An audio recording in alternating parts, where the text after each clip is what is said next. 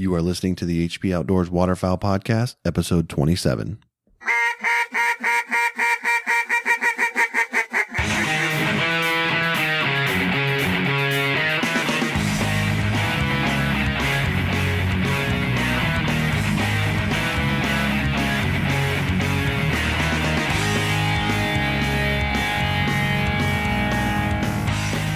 This week on the show, we're talking sea ducks, and we're going to be joined by Jeff Coates of Pitboss Waterfowl, and we're going to profile the Surf Scoter as our profile of the week.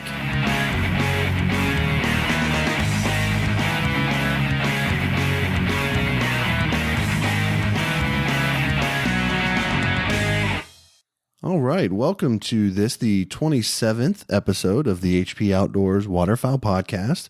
We are your on-demand audio source for all things waterfowl and waterfowl hunting. You can find us at hpowoutdoors.com, as well as on Facebook, Twitter, and Instagram. And you can also subscribe to our podcast via iTunes and automatically get every episode sent to your phone, tablet, or computer automatically every week. If you'd like to correspond with us, you can do so via any of our social media accounts, as well as the HP Outdoors Waterfowl hotline at 724-609-FOWL. That is 724-609-3695, or you can shoot us an email directly at info@hpowoutdoors.com. When I say we, of course, I mean myself and my partner in crime, who has a very important update for us this week that I know everyone is anxiously awaiting for. So let's go ahead and get into that. Dan Harushka. Dan, how are you, bub? I have yet to buy a van, and that is my update. That was slightly underwhelming, to be honest with you. No, so, we have the HP Outdoors Waterfowl Podcast listeners group on Facebook that, some of the guys are just, we got some comedians in there. I appreciate it, but they're putting some funny memes up there, and there's even one picture with a van cut in half, and said you can simply cut the van in half and use the back end to carry your decoys around. So, although it did cross my mind, it's going to be my wife's vehicle, so that's probably not going to happen. But we're getting closer and closer to pulling the trigger on one of these so-called minivans. It is pretty funny. The guys have been giving you a hard time in there, and it's I've got a couple good chuckles out of it. But I think what's something that you're sleeping on is, you're going to have 3 kids. Someday those 3 kids are hopefully going to be joining you in the field. So you're going to need to make accommodations to take them all out into the field, and Kimber and everybody else. So you better think a little more long term there, guy. Yeah, it might be 15-passenger van eventually, to fit all the equipment and everything else. Maybe I'll just have to rent one during waterfowl season. Who knows? I don't know. I don't know. I sent you the link. I think you should go short bus. Just be a bus driver. I'll turn this damn bus around. Anyways. Yeah. So anyway, there's your update on Dan's pursuit of happiness, aka buying a van.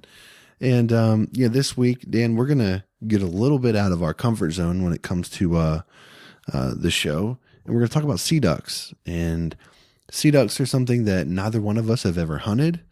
It's pretty much something that neither of us know anything about. So we enlisted one of the best in the business, Jeff Coates of Pitboss Waterfowl, located there on the Maryland Eastern Shore, to join us and school us up and get us up to speed on all things sea duck hunting.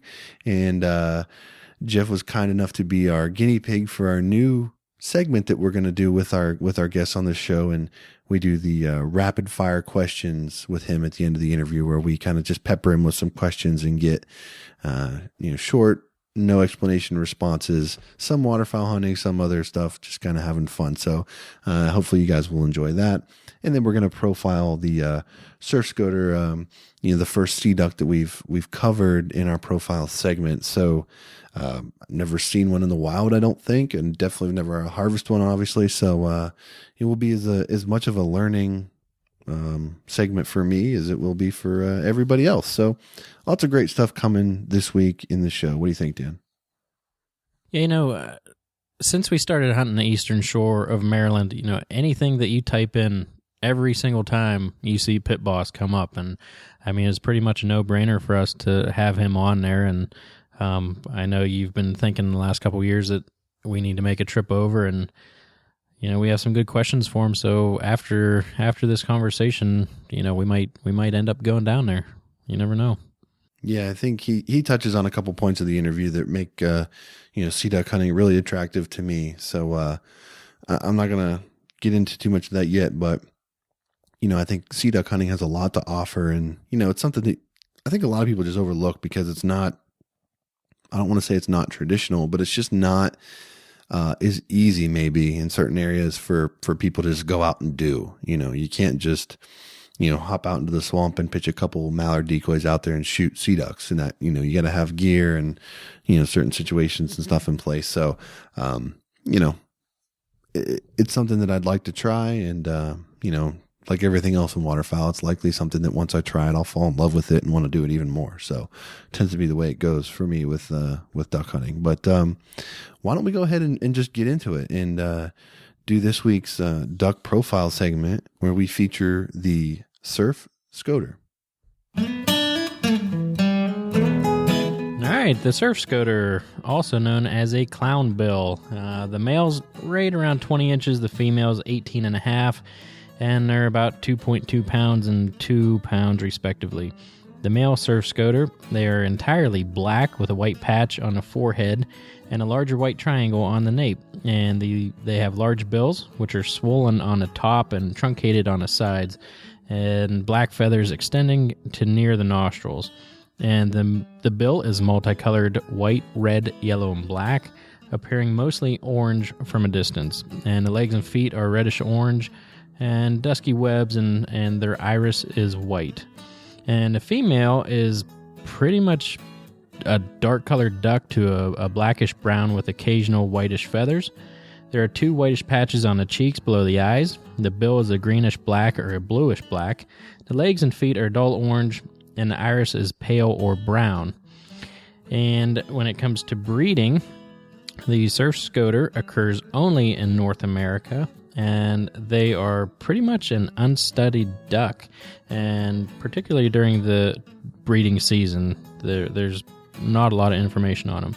And Surf Scoters breed on shallow freshwater lakes found in closed and open boreal forest of northern Canada and Alaska, and they prefer to nest in brushy tundra or wooded areas near ponds, bogs, and streams. And they lay below the normal average is around 9 ducks for most of the ducks that we profile, and they come in around 5 to 8. The western Surf Scoter molt along the coast of British Columbia and Alaska and in the Bering Sea. The eastern Surf Scoter will molt along the Labrador coast and in the St. Lawrence estuary and along the eastern coast of the Hudson Bay. During the migration, they'll use coastal estuaries and shore ocean areas and occasionally, freshwater habitats near the coast. They winter in shallow marine coastal waters along the coastal North America and, south to the northern Gulf Coast of Mexico areas.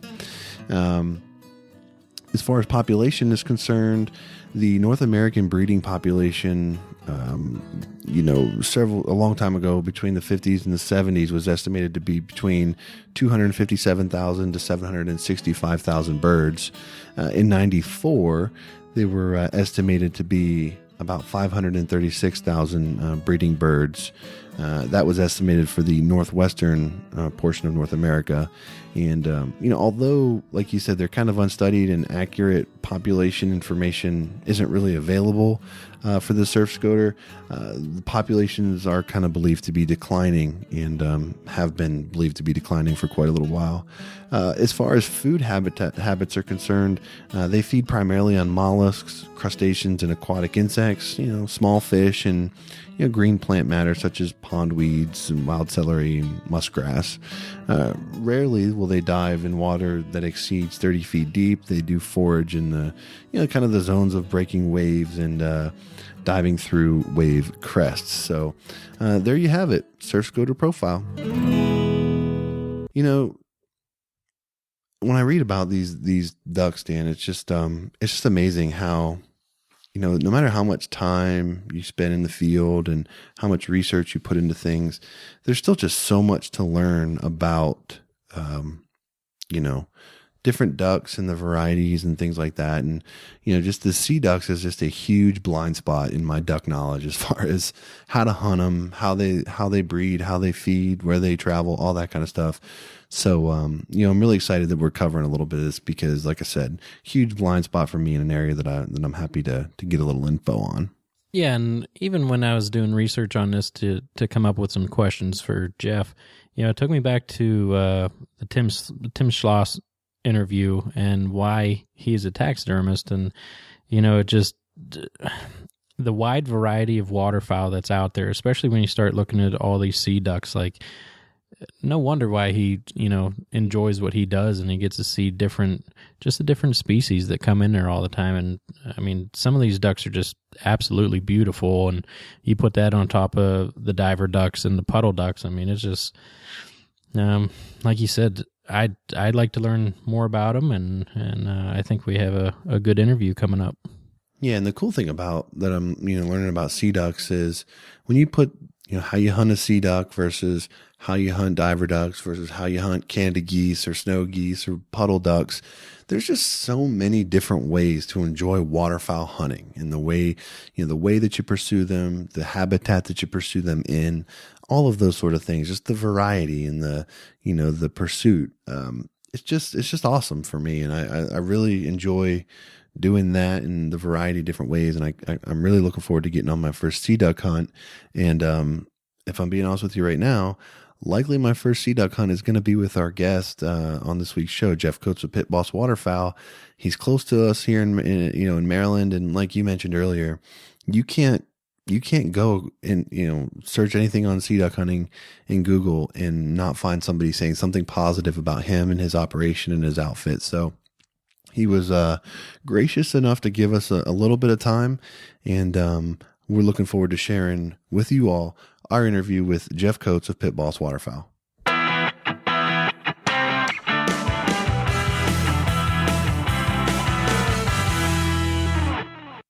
All right, we're talking sea ducks this week, and we decided to reach out to one of the most well-known, best reputation guys in the business, and we're glad that he's here to join us on the show today. It's Mr. Pitboss Waterfowl himself, Jeff Coates. Jeff, welcome to the show. Hey, good evening, guys. Thank you for having me on. I appreciate you thinking of me. Absolutely. You can't do a Google search for sea ducks and not see Pitboss Waterfowl come up in one form or fashion. So we're certainly glad to have you here. And, Dan and I have been talking about, sea duck hunting. And for us, it's really something that we have virtually no experience in. Growing up in Pennsylvania, we had a lot of diver hunting going on, but not a lot of sea ducks. And, we've hunted a lot of, Canada geese and stuff like that. So we're interested in hearing your insight and kind of filling us in about, sea duck hunting and all the things that go into that. And, I can't help but want to start the interview out with something that, Dan and I and a couple of good friends, we make a trip out to the Eastern Shore and hunt Canada geese, every year. And, we hunted, had a good canvas back shoot this year. And, living in an area where Canada goose hunting is such a rich tradition and just, such a big thing for the area, how did you end up on sea ducks? I understand the Chesapeake is a big area, and a big draw for that, but, what makes sea duck hunting, special for you and something that you wanted to kind of pursue, to earn your living? Well, I was born in Havre de Grace, so that's right at the head of the Chesapeake Bay where the Susquehanna River, basically starts the bay on the Susquehanna Flats. And, I guess we can say that sea duck hunting maybe is not traditional in the sense of market gunning and canvasback hunting and that type of thing, but it is traditional, I think, in the sense of big open water gunning. So that there's always been that allure and attraction to me of, I enjoy being out on big pieces of open water. And that's basically where you're going to find, scoters and old squall, the sea ducks here on Chesapeake Bay in Maryland. But the thing that I guess really is drawing it to me is it's something that I can do 107 days. The sea duck season and the Atlantic Flyway is 107 days, whereas our duck season is only 60 days.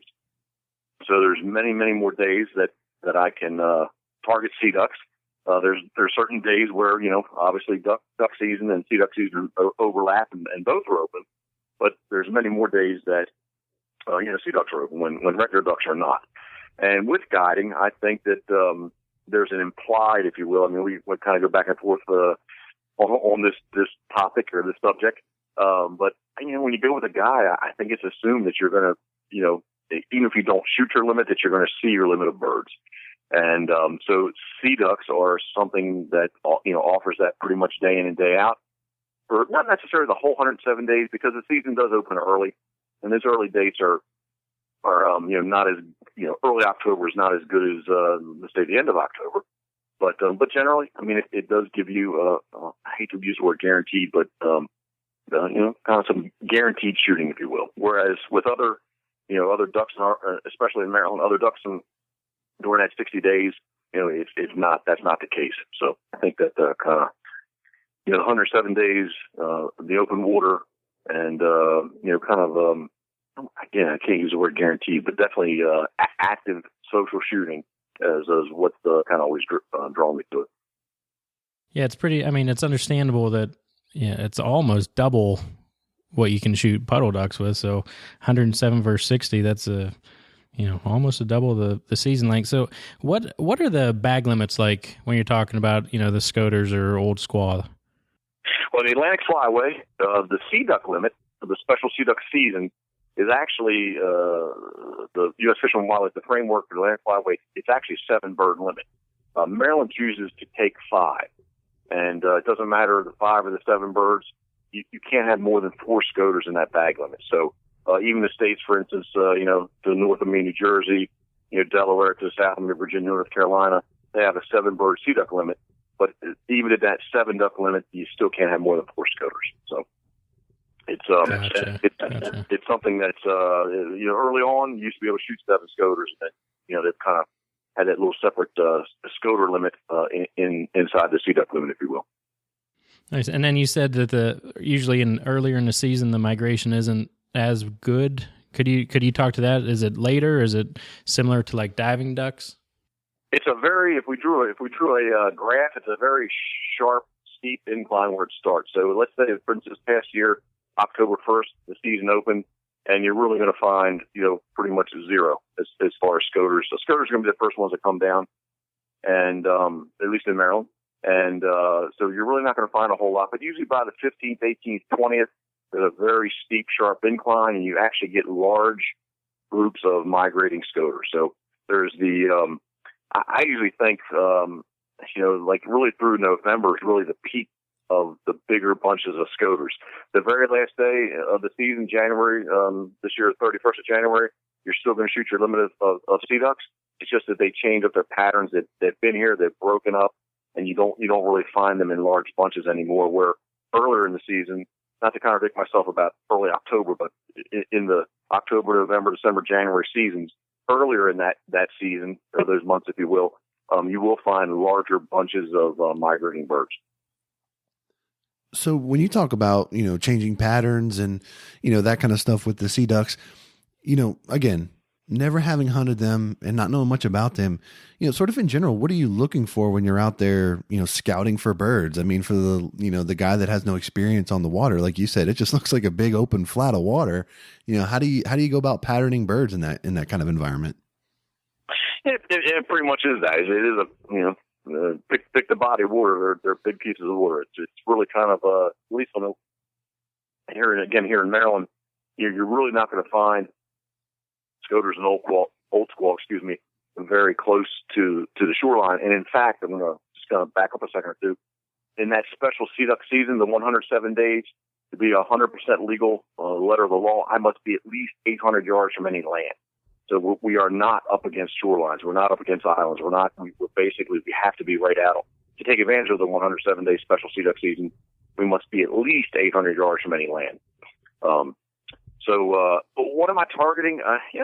Generally, I've always tried to target birds that are not necessarily migrating, but let's call them a traveling birds. I'm not.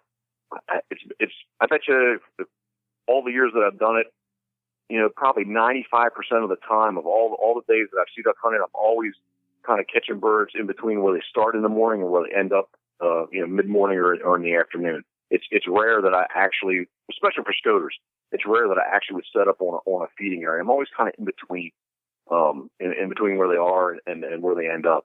I know a lot of guys will look for oyster bars and clam beds where they're actually feeding. But I've kind of always chose a different route of, again, trying to pick, the spots and catch them in between, where they've roosted and where they are going to feed.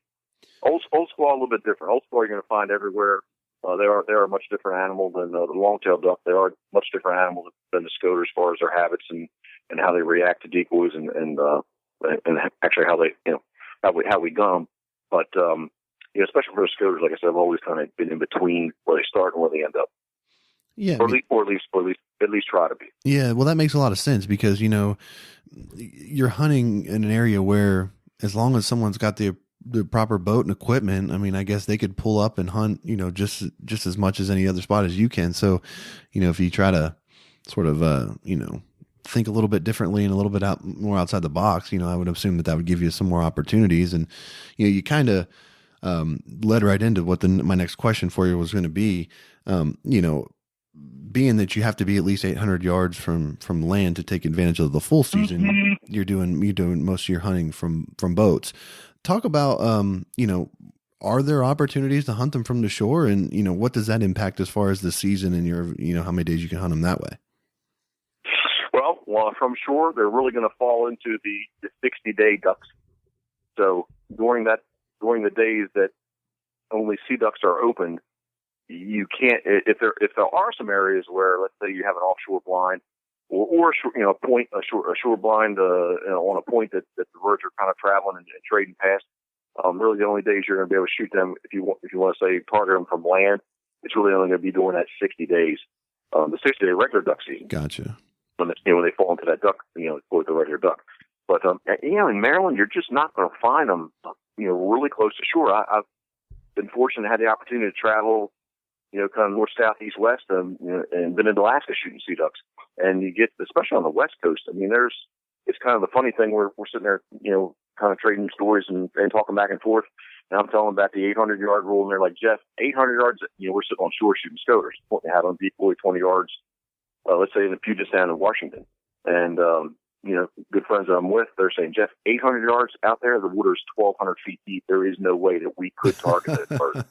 So, it's kind of thing where, it's kind of where you're at. You gotta do as they do kind of thing. But here in Maryland, it's just, again, but maybe you get a little bit north of us. I do know, again, got friends that guide and friends that hunt, and I've been up that way myself north of us here.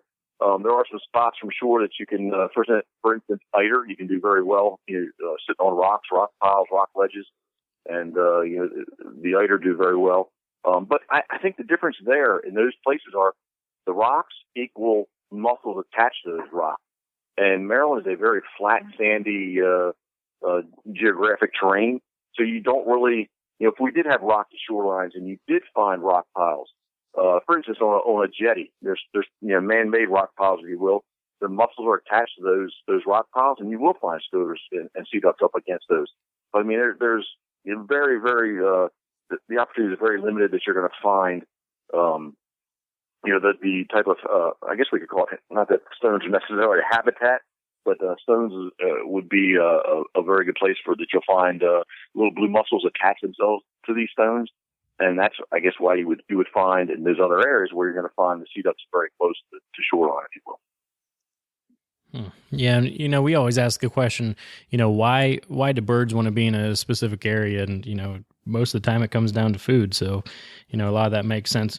Let me go back there. We were talking about hunting in Alaska, and their decoys are about 20 yards off the rocks. So let's talk about your decoy set up a little bit. How do you pattern your long lines? How many decoys do you usually put out? And then, kind of like some divers, are they species specific at all? And will they finish to other decoys? How much does that really matter? Well, I'm going to, I guess, first talk specifically to Scoter. There's three types of Scoter. Surf Scoter, which is, if you see my logo, it's the the skunk head, the clown bill, a couple different names that you'll find very colorful. It's got the white forehead, the white patch on the back of the head. So you got a surf scoters, you had the black scoter or an American scoter, common scoter, just had a little bit of yellow on their bill. And then the white wing is the biggest of the three scoters. And again, they kind of have like the Nike swoosh underneath their eye. Again, a very unique bird. But you're going to find scoters basically will fly together and will decoy to basically any of each other. So you don't necessarily have to be, surf scoter specific, black scoter specific, white wing scoter specific. They pretty much will decoy to each other. And it's almost the bigger and blacker, the better kind of thing. They must see the decoys. And when they do, they generally go out of their way to decoy. And the same thing with old school. A nice white and black decoy is what's going to target and get, the old school that will decoy nice. They're going to decoy to their own kind. Sometimes early in the season when the old school are just showing up, you will find them decoy very nice to the scoters. But generally speaking, if I was going to, had you guys aboard and we were going to go target old school, we're going to put out old school decoys. I've seen guys try to shoot scoters over, let's say a bluebill rig, and they just don't quite act the same. Scoters do go out of their way to decoy, and to a black and white decoy, they just, dive and duck decoy, they don't seem to react quite the same, Nice. So how do you have a specific pattern that you set your rigs up? And back to the second part of that, how many do you set out? Yeah, well, it's kind of just dealing with the depth of water that we're targeting these birds. We're going to find them in. You could single rig each bird, but just over the years, it just seems to be easier. Not that I consider myself to be lazy, but long lining decoys, sea duck decoys is just a much easier, much more effective way to be able to put decoys out quickly as well as pick them up. And generally, I'm running. I'm currently with the handmade cedar birds that I'm using. I'm really just using the Dakota 12 slot zipper top bags. So it's going to have, we're only going to have 12 birds on a line. My lines, although I have droppers and clips on each decoy to the main line line's in the bag too, and they're really basically just ready to go. We'll pull the main line out, everything comes out, and they go overboard very easily. In the early years, I had some very small bags, and basically we had about 6 to 8 decoys, plastic decoys on line. And then I kind of came up with some homemade bags. A couple seasons that I had as many as 15 to 18 plastic decoys on the long lines. So really, I guess my answer would be how many decoys do I use per line is really more of a product of the bags that I'm using. And again, like I said, with the handmade birds that I'm using now, basically I'm using those zipper top 12 slot bags. So we're going to have 12 birds on each long line. And if somebody's not familiar with what a long line would be, basically it's a one main line that has weights on each end of it, and each decoy has a dropper line with a clip that gives you about approximately, let's say 30 inches of space between the bird floating and the main line underneath of it, underwater. So for again, really scoters are old school. I'm using anywhere from like 4 to 6 lines of these decoys. And as far as the pattern, basically, when I first show up, the wind waves, tide pretty much sets that first line up for me, where I'm going to put my heavier weights on the end that I throw in the water first. All those decoys are going to go out, and we're basically going to drift away. And that first line gets set more or less again to the wind, waves, and tide. And then each line after that, I'm going to throw out my lighter weights on that end that we put in the water first. All the decoys are going to go out. The end that's still in my hand is going to be the heavy weights, and I'm going to tow those back up into the first line that we set and just kind of repeat that. And I don't really have there's really no special pattern as such, but I do like the boat to be slightly upwind and off of the decoys.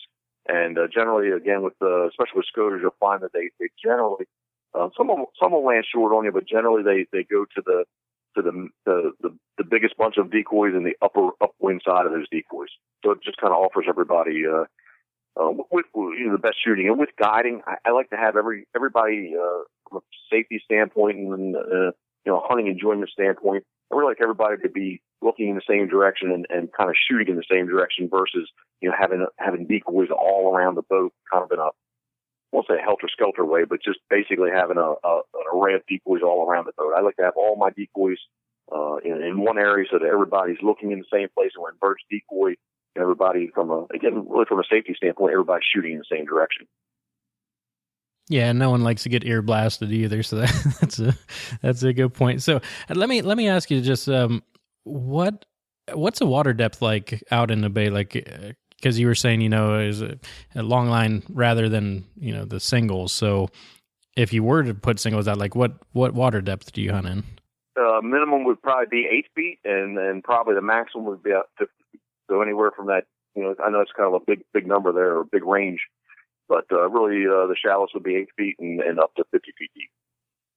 Man, yeah, I couldn't imagine putting all single rigs out there. That wouldn't be fun. So how? And then I assume that you get into some diver shooting with the sea ducks too. Is that right to assume that? Not even just divers. I mean, you'd be surprised. Early season, you'd be surprised the amount of the teal and wood ducks that we see flying with scoters, migrating with scoters. So that's kind of going back to I think earlier I said about the attraction of open water, big water gunning. You just never know what you're going to see out there, and that's one of the kind of the bonuses of doing what I do, how I do it. During those 60 days, regular ducks are legal too. So you just never know what you're gonna see, what's going to decoy. Nice. Yeah, it's always fun to get a little variety in a mixed bag, and it sounds like at least some of the ducks that you'd use for diver ducks would draw some sea ducks, and I've seen diver ducks decoy to a lot of different things, so I could see how you would get a little variety there, and I got to thinking about it. Are diver ducks any good as far as table fare, or not diver ducks, sea ducks? I get that question a lot, and usually the one bird that it seems everybody has in their areas is the bluebill. So generally, what I will say is if you find bluebill, if you have no issue with bluebill, you'll have no issue with scoter. Really, once they get here, they're really name me the diving duck. They're really eating clams and mussels. So they're really they really are salt water to a brackish water, and we'll find some of these birds up way up in the rivers off the bay that the water is basically fresh. But once they get here, they're really eating all the same things. So, now there will be some times with especially you go to breast out an old squall, open them up, and they do have a little different smell to them, if you will, more of your merganser type maybe eat a little more fish. But scoters, again, canvasbacks, bluebills, redhead, scoter, bufflehead, they're really all eating mollusks, clams and mussels. Yeah, I guess that does make a lot of sense. Mm-hmm. So, I wanted to follow back to something because this was my first year really hunting the Potomac River heavy here on the Virginia side, and it was really my first experience dealing with tides and that kind of stuff. And again, I'm hunting shore blind, so I know it's going to be a little bit different for your application. But how big of depth swings are we talking on the Chesapeake when you're dealing with tides, and how does that impact the bird flights? I mean, obviously, if they're going from one place to another for food and loafing and that kind of thing, I'm assuming that where they're going to feed can vary depending on the tides, and if it's a lot deeper, if it's more shallower, and they can get to it easier. How much thought do you have to put into planning a hunt when it comes to dealing with tides? Probably my biggest concern that we've had, or the biggest factor in tides, I think, is on Chesapeake Bay. We'll get these, especially from mid-November on. We'll get these hard northwest, blows, and when it's blowing northwest, basically it's blowing right down the bay, and that's probably the biggest a factor of what the tide change is a hard northwest wind. Generally, it's about at the most it's about a 4-foot swing, from low tide to high tide. But when you get these hard northwest blows, it's blowing, wind's blowing down the bay, the tide's leaving, so it basically the wind helps the water leave the bay. Then the tide turns around to come and flood. And because of the wind slows that flood down, and it doesn't. The high tide tide doesn't come back as much as what it should. And then the next time when it goes low again, so it did not come back up to what it normally should be at a high tide. And then when it goes and turns again, flowing out, the wind helps push it out again. So you'll get the northern part of the bay, you'll get places that literally have no water, and or ramps that are very difficult to use because, again, when you get a good northwest blow that's blown for 2 or 3 days in a row, you catch the right moon, and man, there's, it's more of, I don't think it affects the birds as much. Well, obviously there's no water, that does affect ducks. But I think as far as sea duck hunting, the biggest effect is, what ramps you're able to use, and are you able to launch your boat? And again, especially once you get above maybe the Bay Bridge, northern part of the bay, there are places that literally, the water leaves, and it takes a while to come back. I mean, when I say it takes a while to come back, a day and a half, 2 days. That there's ramps and areas that you cannot get to. So I think, not to ramble, but I think that it doesn't affect the birds as much as it affects us as hunters of the ramps that we're able to use and the places that we're able to get to. Man, that's just things that the common guy doesn't think about, especially if they're going down on a guided hunt or something like that. That doesn't even cross your mind. But going back to the 800 yards, I'm just kind of infatuated by it here. Do you just do that all by GPS? When you're legal to hunt, or, what's the farthest from shore that you've hunted? Do you go out way past that to where you don't even think about it? Yeah, generally that's really what it turns into. It really turns into more of something that it's something you don't think about. Because again, and I can specifically remember, I can sit, almost kind of laughing about it. We sat in the state of Washington, basically had scoters decoy, 20 yards off of a beach that we sat and shot our limit there all morning long. And again, in Maryland, again, not that you're not going to find one here and there close to shore, but in Maryland, Chesapeake Bay, the birds do sit far offshore and or are trading back far offshore. So really the 800 yards, it's something that I don't even, yes, do have a GPS, and yes, I'm very well aware of it, but it's something that really never comes into play. I'll say that it's more of, I'm more concerned of it. Let's say some of the rivers that are off of the bay. There's certain areas once you get past, 2 points. Let's say there's a point on the north side of the river, a point on the south side of the river, and there's the imaginary line that you can't cross to go up in the river any further. That's more of what I'm thinking of versus being exactly the 800 yards offshore. If that makes sense. Yeah, for sure. So you're heading out in the morning. What, if you see another guy setting up, or, I don't know how busy it gets out there, but what's kind of a common ethics of how far to stay away from someone? Well, legally, we must stay 500 yards away from anybody else doing this. Okay. As far as I'm concerned, man, I want to be, 3 or 4 times that distance away, It's, again, the kind of, like I said, more of where, if you can imagine, let's say the way up the birds that I'm targeting are traveling, and if you want to just so everybody can maybe get a little mental picture of this, they're flying parallel to shore, the shoreline. So as long as you're not set up, let's say they're flying north and south. So as long as you're not set up due north of me or due south of me, we could be very close together, and we're not going to affect each other that much. Or we would, if you're set up north or south of me. But we could be very close, but be east or west of me. And the birds, they really do kind of fly a line. So the birds that are, if you're sitting 300 yards to my east or to my west, those birds that are flying north and south, where I'm sitting, I'm never going to get those birds. So you being close to me doesn't really affect that. But again, if you're in line with me, north or south, then it is something that, I guess, as a guide, I would be concerned, or if we want to use the word upset. I'd be upset about that. But so it's not really the distance away. It's more of relatively speaking to how you're set up, or how I'm set up to you, how you're set up to me in reference to where the birds are flying. If that makes sense. Yeah, just straight direction oriented. Yeah. Yes, exactly. Yeah. Yes. Yep. And if you're in an area where they are, if you're on a bar where they are, just visit, they're there and they're feeding.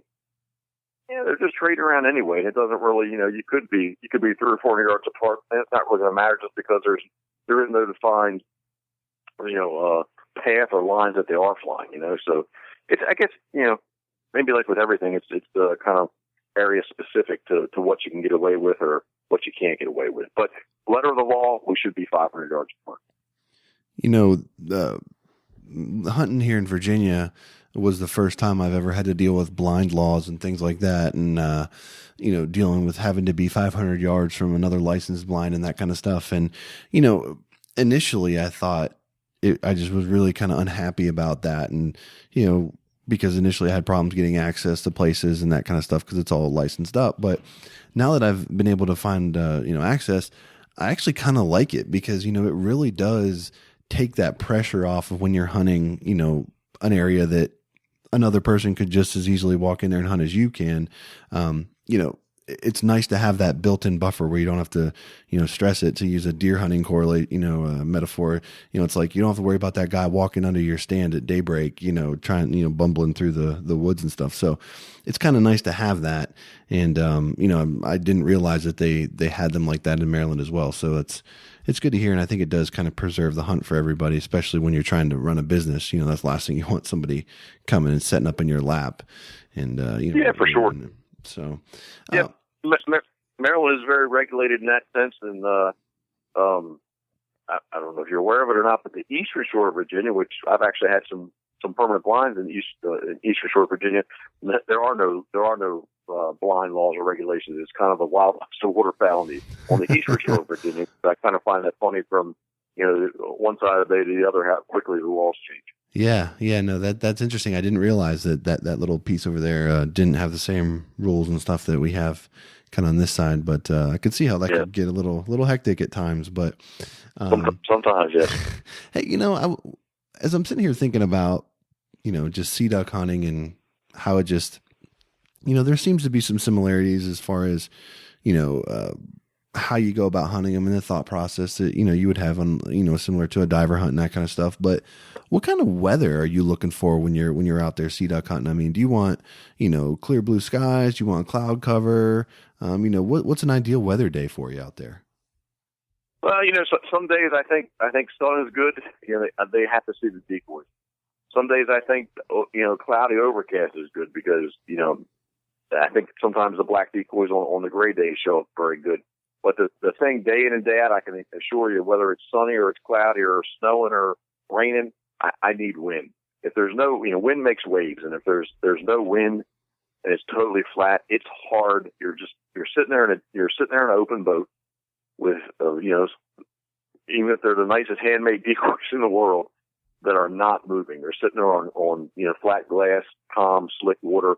And, it's, I guess the wind is a curse both ways. If it's too windy, then we can't go. But if I had to predict, forget about the sun. The northwest at 10 to 15 is knots is what I would probably want every day. I need wind. You need movement. You need a little chop. You need some wind. And the days that it's not windy, that's the days that I think sea duck hunting that you struggle the most.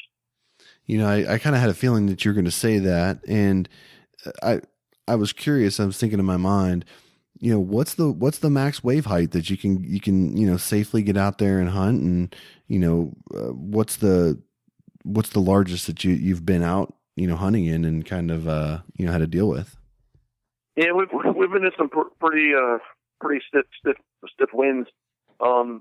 It depends on. Although I said northwest 10 to 15, it really depends on the direction of the wind. Speed, yes, but I'm very concerned about the direction also. There's been some mornings where, I never do anything that I don't, that I think is unsafe. But again, I'm doing it as long as I've done it. I know there's tolerance of, there's some people when it's totally flat are not comfortable about being offshore in a boat. So it's the kind of thing where in the morning, and or the day before, I've already talked to you that, the prediction is going to be, it's going to be A, B, C, and, how do you guys feel about that? Or you're driving 12 hours to get to me. Here's what the forecast is. You guys, you feel comfortable with this. So it's a lot of it is more of your comfort level of what we're going to do. And then there are just some days that I have to say, guys, we just can't, it's they're calling, northwest at 40. We just can't do that. It's, impossible to do. And I don't have, again, with that 800-yard rule, there is no place that I could safely, or even if it's safe, you're not going to be comfortable doing what we're going to do. So, there are some times that, it is blowing. It's just, I can't predict I can't control the weather, and, we just can't go. So, my boats have gotten bigger over the years. I started out in a 17 TDB that was made in Maine. That was the first boat I got it out of, and then I went to the Banks 21-foot boat, and now I'm in the Banks 25-foot boat. So the boats have gotten bigger, and I always do anchor from the stern daily. But there are some days, even with the boat being 25 feet long now, that they're, we just can't go. Yeah, I mean, it's better safe than sorry, and I can imagine, with 40-mile-an-hour winds with the waves, you might be out there, but as you said, you might not be comfortable. You might, have guys like Dan throwing up over the side of the boat or something like that. Getting. We get that quite a bit, and the other thing is too is temperatures. October, November, it's not as cold as it is, through the end of January. So you have to kind of factor in the temperature. Yeah, there's no place to hide out there in that open water. That's for sure. That's right. When we were preparing for the interview with you here, we got to looking at the different types of ducks and things like that you probably encounter. And one thing that kind of came up that we were curious to know is we were researching the harlequin, and I know that the majority of them are Pacific flyway type stuff, but we did see that there was a smaller population that kind of lives quite a bit further north here in the Atlantic side, and it's we were reading that they will occasionally trickle down as far as Maryland. So we're curious if you'd ever seen any of them in Maryland and kind of got any shooting on them, or can you shoot them in Maryland? Are they legal to shoot there? And what's your experience with them? Now, harlequin on the East Coast, harlequin are closed. So probably the biggest bunch, the biggest southerly bunch of harlequin I've seen. I like to take pictures, so I'm always kind of trying to find birds to take pictures of. And about halfway up New Jersey, mid-state New Jersey and north is where you're going to find the most harlequin. This past year in Ocean City, Maryland, there was a little family group of it was 5 of them. Looked like a real nice. I believe they were a family group. Nice drake, nice hen, and 3 young birds, and they kind of hung out in the inlet there the entire season. So, we do literally a handful we will see in Maryland throughout a season. But they're just on the East Coast. They're closed, so they're there is no opportunity really on the East Coast to target harlequin. Yeah, I didn't realize that they were closed on the entire coast. I mean, I always knew in our state regs that they were not open. Yeah, even on the West Coast, they're a very regulated bird. In the state of Washington, first off, you have to get a permit for it, and even with the permit, you can only shoot one a season. It's not one a day. It's one a season. And then if you want to travel to Alaska, non-residents, which we would fall into that category, we can only shoot 4 a season. So if you're going to take a trip to, let's say Alaska, you're only going to be able to, at the most, you're going to be able to shoot 4 harlequins. Wow, talk about a trophy! I mean, they really are. That's a long ways to go for one bird or a couple birds, but I guess if you could work it into the trip, it'd be pretty cool to experience. But yeah, for sure.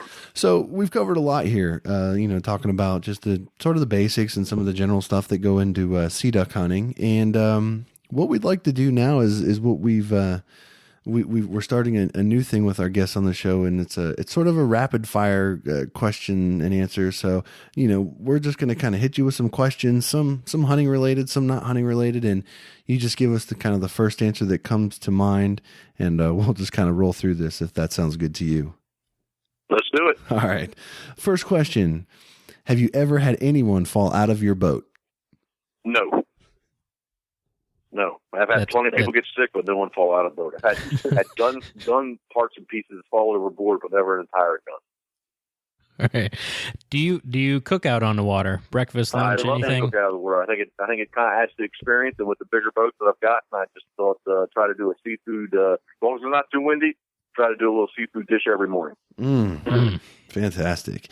You mentioned taking pictures, and if anybody listening to this show's been on your Facebook page, Twitter, seen some of the fantastic work that you do. What's your go-to camera and lens setup? You're very kind. Thank you. For video, I've really settled, currently the biggest camera I have is the Sony AX2000. That's pretty much what I'm taking all my HD video with, at least the decoying birds and the kill shots, if you will. As far as, I use a lot of GoPros and the smaller HD cameras, but I do have the one big camera to try to get the majority of the footage. With my still photography, I like Canon gear, day in and day out. Actually, I just upgraded the body to shooting a 1D Mark III, an older body, and I just upgraded to a 5D Mark III. But the lens day in and day out that always is in the boat is the Canon 100 to 400. It's a great setup on both of those. But all right. You already covered that you have been to Alaska sea duck hunting. So I'm going to insert another question in there just because Josh poked fun at me. But how often do guys, get sick or throw up over the side of your boat out there? I think it really just depends on you or the guys that are going with me. I've had guys I met the night before, and I would tell you that they were sick. They were sick in the restaurant, kind of thing that they'd already talked themselves into that was going to happen. It's a variable I just can't put a definitive answer on.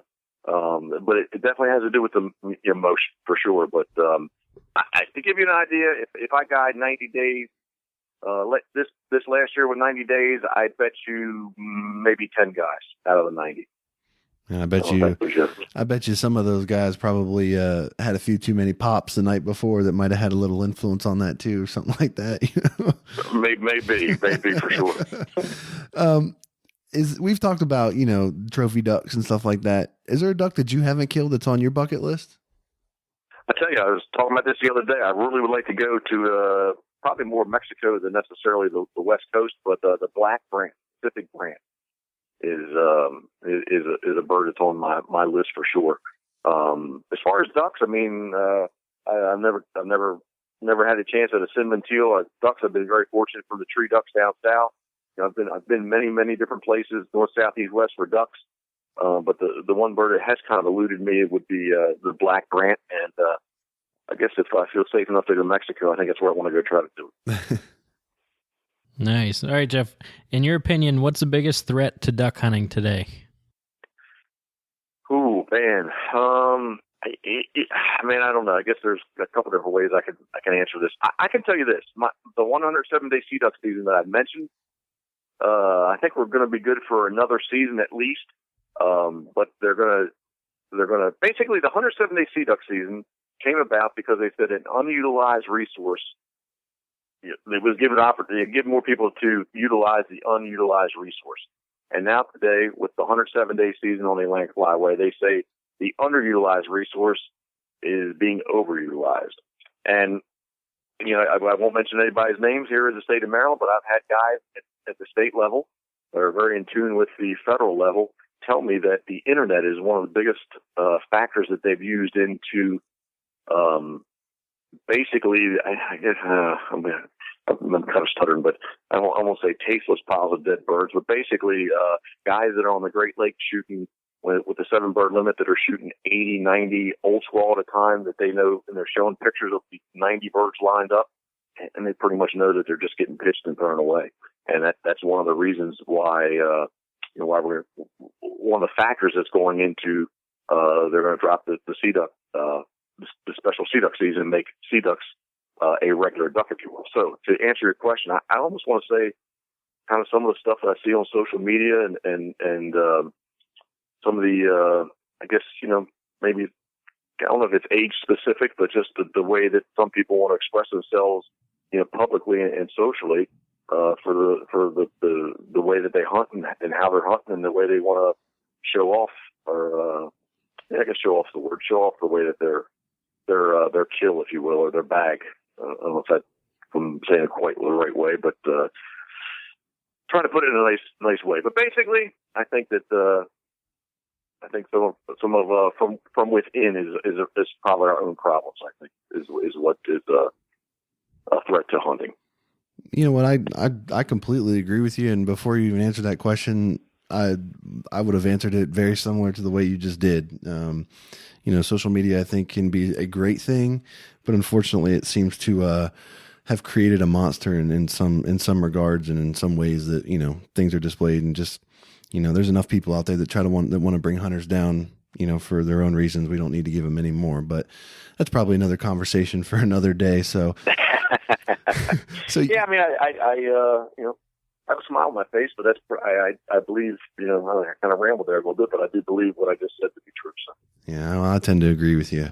All right, so you mentioned already one of the questions I was going to ask you in this round here. You said that you've never dropped a full gun, because I was going to ask you how many of your shotguns are at the bottom of the Chesapeake, but you said that you've had a couple parts and stuff. So do you think there's enough down there that's fallen out of your boat to make a new one? No, I don't think so. But I do believe this, especially the Susquehanna Flat. If you want to think back to the old sink box days, there was the iron wing decoys that were about 20 pounds each that were cast, poured cast metal, and I believe there's quite a few of those on the bottom of the bay that I wouldn't mind having a couple of those myself. But as far as guns, at least out of my boat, no, we have not lost enough parts and pieces to make a gun. That's not for sure. All right, and this is the last of the rapid fire questions. What's the strangest thing you've ever seen while guiding? Ooh, how about the strangest / most concerning thing was I had a dog in the water, and we had about a 13-foot tiger shark that was within 40 yards of the dog. So strange, maybe not so much as strange as I'll emphasize the word concerned. Terrifying. Yeah. Yeah. I mean, we've run into humpback whales that have been close to us. We've had seals close to us. I've seen strange little razor-billed auk is probably in Maryland's probably the most strange seabird that I've seen while we were sea duck hunting. I've seen seem to be from Wallops Island. I've seen what looked like to be rockets shooting out of the water early in the morning when they launched some rockets going into space. Again, it kind of falls into that thing where it kind of started out. Yes, what some of my attractions is sea duck hunting. You're on a big old open piece of water that you just never know what you're going to see. Literally, rockets. Yeah. Yes. That's crazy. Fantastic stuff. That's, man, I just can't, I'm just sitting, I'm thinking back in my head right now, just some of the things that you mentioned, and I'm like, I don't see any humpback whales where I'm hunting. That's for sure. No, not at all. Well, Jeff, we appreciate you giving us some time and coming on here and educating us a little bit about sea ducks and sea duck hunting. And, we hope you had fun with our little rapid fire session. Tell everybody that's listening, where they can find you and, where they can find out more information about Pitboss Waterfowl. Yeah, I appreciate it. Again, I appreciate you guys thinking of me to have me on. Thank you very much. My official webpage is Pitboss, Pitboss Waterfowl.com. So pitbosswaterfowl.com is my official webpage. Do a lot on Facebook, so facebook.com/Pitboss Waterfowl. And I'm on Instagram and Twitter and a little bit every place else. But my actual webpage as well as Facebook are pretty easy places to find. Fantastic. And we'll have all that stuff on the show notes for this episode on our website at hpoutdoors.com. If anybody, needs to go there to check it out, we'll have you linked up to Pitboss Waterfowl. Jeff, thanks again. We really appreciate your time and your expertise. And, I know Dan and I have talked about it. We definitely hope to get up there and get a hunt with you sometime in the near future. So after this conversation, I think you got me even more intrigued. Thank you very much. You guys are welcome here anytime you'd like. Thank you. I appreciate it.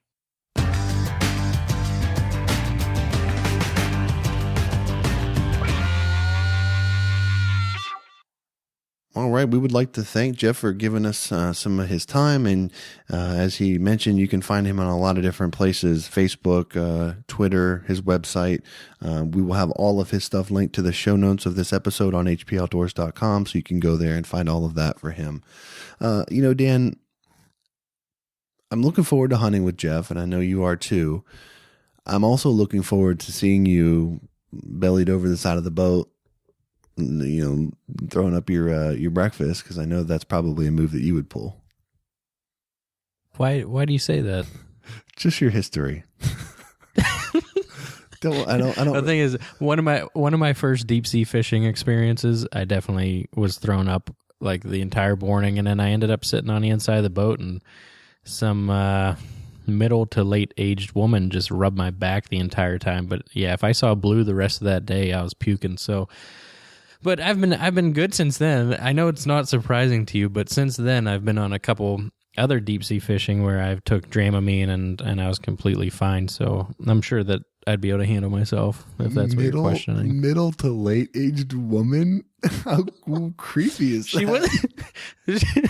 She was on a fishing boat with her husband, and they were cutting a fish up using it for bait, and she didn't want to look at it anymore. And I was on a struggle bus. Now I was thinking I was probably like, I don't even know, 13, and she was just in there giving me water and crackers and making sure I was all right. It was very nice, and I'd probably send her a card if I knew who she was. That's a little less awkward. I thought this was like last summer or something.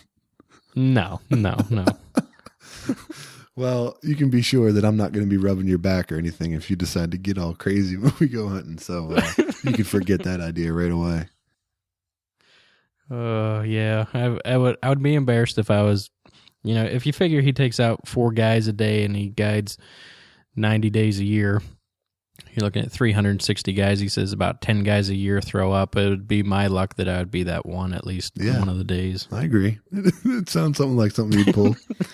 Anyway, if you're interested in finding out more about Jeff and his operation, definitely check him out. If you're interested in hunting with him, don't wait around. His dates book up very, very quickly, and his services are in high demand. So definitely give him a shout and check him out if you're looking to get into some world-class sea duck hunting. All right, Dan, we are quickly approaching the end of episode 27 here this week. What else do you got to say here before we kind of shift to the end here? Well, I was going to say about Jeff, and if you go to his pitbosswaterfowl.com and look through some of his pictures, he has some of the absolute best photography of birds in flight. And he spends a lot of time out on the water, and he was saying he uses that 100 to 400 lens, and he has some really, really good stuff. So even if you don't plan on going on a hunt with him or whatnot, but check out his website and just check out the photography that he comes up with, and he does a really, really excellent job. Yeah, his photography is fantastic. That 100 to 400 is something that I've had my eye on, since I've started dabbling and trying, wildlife photography, and it's a pricey lens, but the pictures that come out of that thing are fantastic. So definitely check that out. What else you got? And I was gonna say the last thing. Well, this is coming out on Monday, so when you guys hear me talking about this 2 days ago would be Saturday, and we're gonna do a last day hunt here in Pennsylvania, and we're gonna try and hit the roost. We've laid off it all year, and we'll see what comes of it. Hopefully, we can hammer some birds. Yeah, I'm looking forward to seeing some shots of that. And, like I said, our season's long gone here, it feels like. So going to live vicariously through you. My son has 2 birthday parties, one on Saturday and one on Sunday. So that's what I'll be doing this weekend. So you gotta shoot some birds for me. But, as we kind of wrap up the show here, we want to make sure we take a few minutes just to thank, our partners that have at least some way in part helped bring this show to you all. Sitka Gear, Sport Ear, Higdon Outdoors, Big Al Silhouette Decoys, Bison Coolers. If you're in the market for a hard side cooler, use the HP Outdoors discount code to receive $15 off any hard side cooler, and also Backwoods Decoy Systems. If you are looking to purchase products, please consider these vendors as they support our show with your purchases. One other little side note that I wanted to share with everyone is if you go on hpoutdoors.com, you might notice that we've added some banners and things to our sites for Cabela's and Amazon.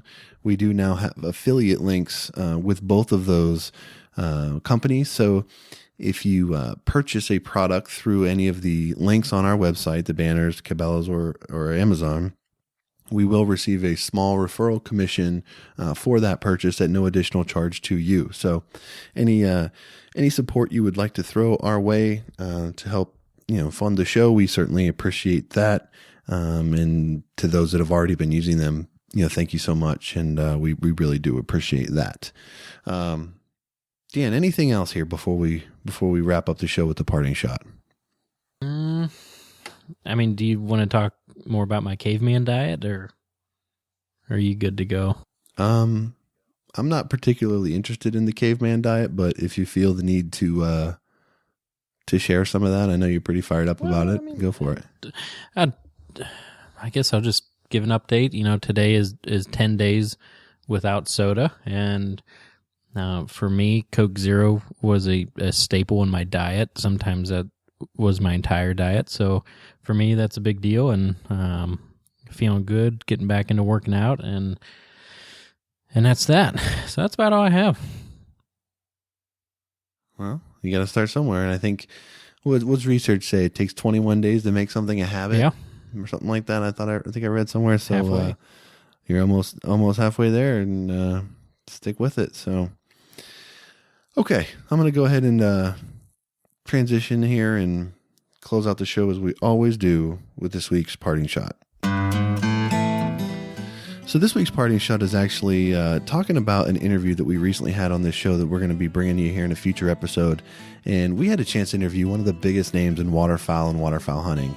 And we're really excited to bring this interview to you all, because the thing that we took away from interviewing this gentleman is no matter how big in the game you are, it's just refreshing to talk to someone who's as humble as it gets and really values habitat conservation above all else. This guy truly has a passion for waterfowl hunting, waterfowl management, habitat management, all of those sort of things. It's not just about pictures and piles of birds and things like that. It's a much deeper drive, and it's just refreshing to talk to somebody who maintains that touch with what's so important to all waterfowl hunters. So my challenge to you would be, think about that the next time you're out waterfowl hunting, and just enjoy your time, but also think about what's also important with waterfowl hunting and preserving and conserving the resource that we all love so much and treasure. So remember, it's not all about the kill. There's a lot more to it than that.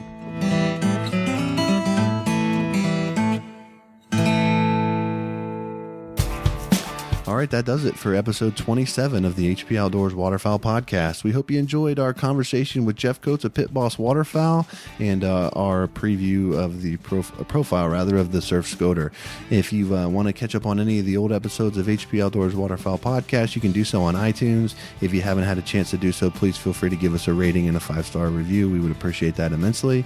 And we look forward to bringing you more great waterfowl content here as the year moves on. So until next time, for Dan, I'm Josh. Take care.